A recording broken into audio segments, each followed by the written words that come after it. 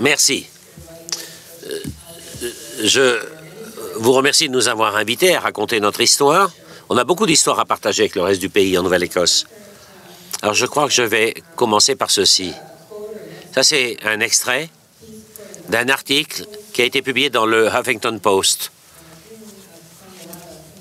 par Alan Cassell. Il a dit, il y a un an, la Nouvelle-Écosse a décidé d'essayer de mettre fin au gaspillage et aux dommages causés par la surutilisation de bandelettes test du diabète. Et il a donc fixé un nombre maximum de bandelettes qui seraient couvertes pour les diabétiques non insulinodépendants. Ça semblait bien raisonnable et j'ai admiré le courage de ces décideurs. Alors, voici notre histoire. Et je remonte un peu en arrière dans le temps.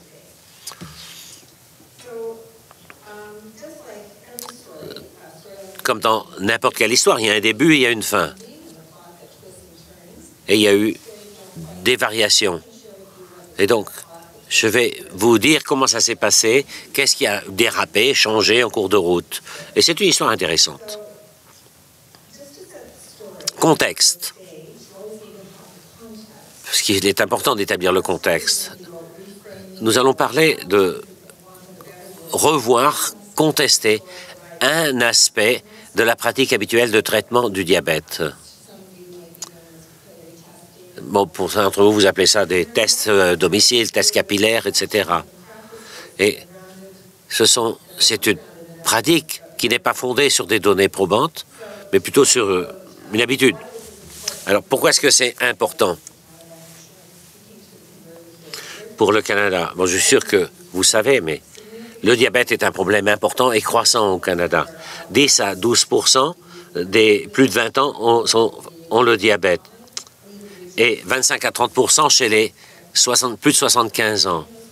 On a une population non diagnostiquée, donc de prédiabète, de 20 à 25% chez les personnes de 45 à 75 ans.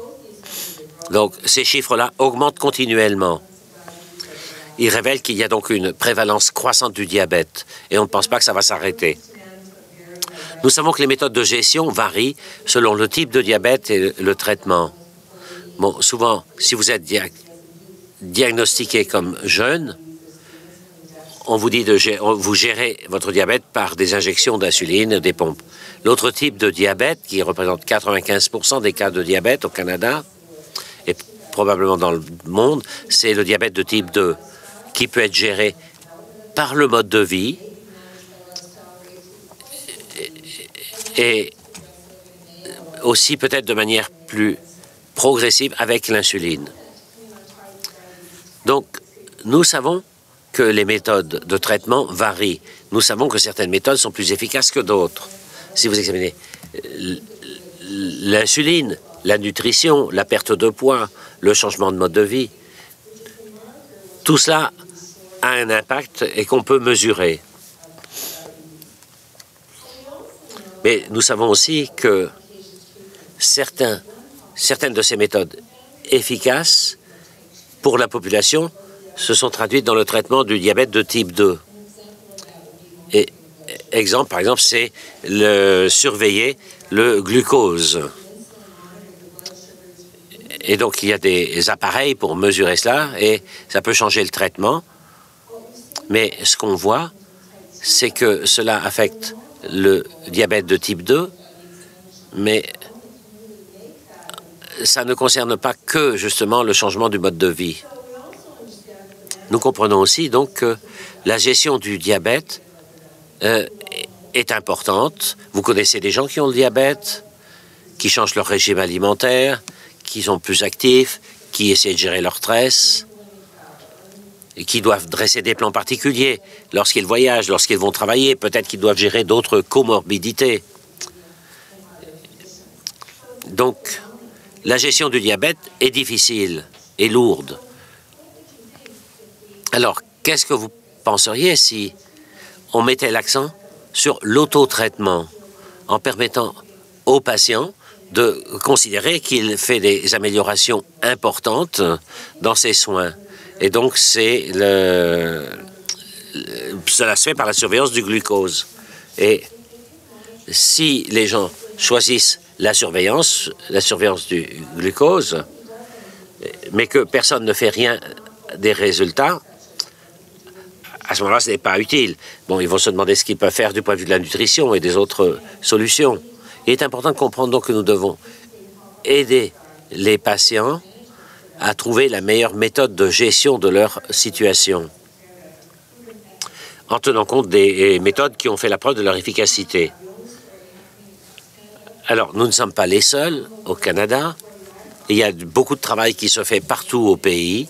Il y a eu toutes sortes d'initiatives. Je ne vais pas vous les présenter en détail, mais vous pouvez aller dans toutes les provinces et voir qu'il y a des travaux importants qui se font. Voici donc où notre histoire commence. En juin ou juillet, l'Agence canadienne des médicaments et des technologies de la santé a publié un rapport et a dit que l'autosurveillance de la glycémie n'est pas nécessaire pour la population de type 2. Les gens qui ont le fardeau du diabète et qui n'ont pas nécessairement besoin de surveiller leur glycémie, nous, on a constaté quand on a examiné la situation qu'il y avait d'autres facteurs à prendre en compte. Il y a des facteurs de coût qu'il faut prendre en compte. Nous savons que un test coûte entre 70 cents et $1, mais regardez les chiffres canadiens et les chiffres pour la Nouvelle-Écosse. Nous avons réalisé que quand on a fait une étude en 2008, on a vu que 8,5 millions de dollars étaient consacrés à des médicaments antidiabétiques. On a une population de moins d'1 million d'habitants. On a des programmes d'assurance maladie, d'assurance familiale, de soins à domicile.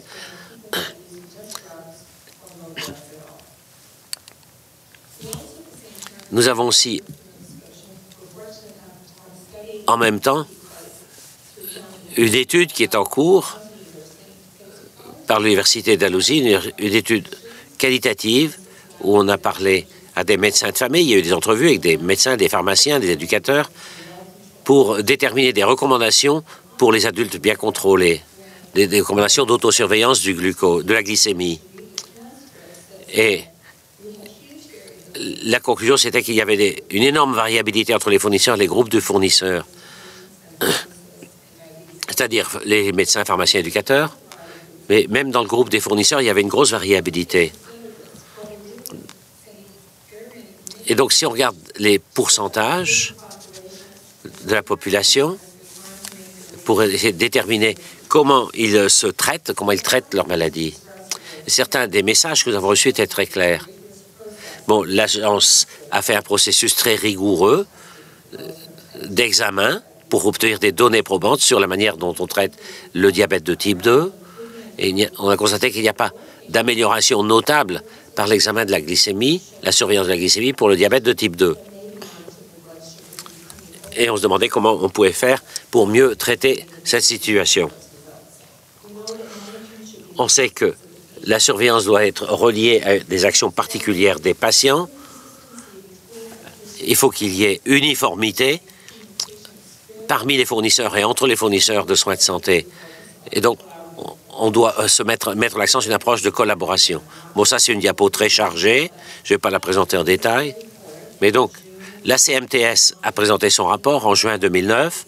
On l'a suivi par l'organisation du café scientifique avec le public et des fournisseurs en février 2010. Et vous voyez qu'en bas, la Nouvelle-Écosse a publié sa politique en février 2010 en prévoyant 100 bandelettes par an. Et 4 ou 5 jours après la publication de cette politique, elle a été annulée. Parce qu'il y a eu des réactions énormes des diabétiques, des gens qui aident les diabétiques. Et donc, on a sorti notre politique trop vite. Et vous voyez à droite ce qui s'est produit, tout le processus, pour essayer de trouver un consensus, pour mettre au point un outil de décision de fournisseurs, basé sur une certaine logique. Notre outil de décision doit indiquer comment faire les tests, quand faire les tests, pendant combien de temps.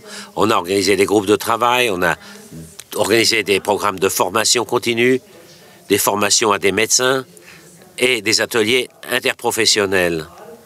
On a pris contact avec beaucoup de fournisseurs et on a constaté une attitude énorme, un changement d'attitude énorme de leur part. Bon, si vous voulez avoir des caractéristiques sur l'outil de décision, c'est sur notre site web. Et il y a des vidéos qui expliquent cet outil de décision, des explications et ce que ça signifie pour les gens. Alors, ce que nous avons appris, eh bien, c'est que nous avons sorti notre politique trop vite. Il est important de faire un travail de base, un travail d'éducation avant de sortir une politique pour informer les gens. Il faut une approche polyvalente.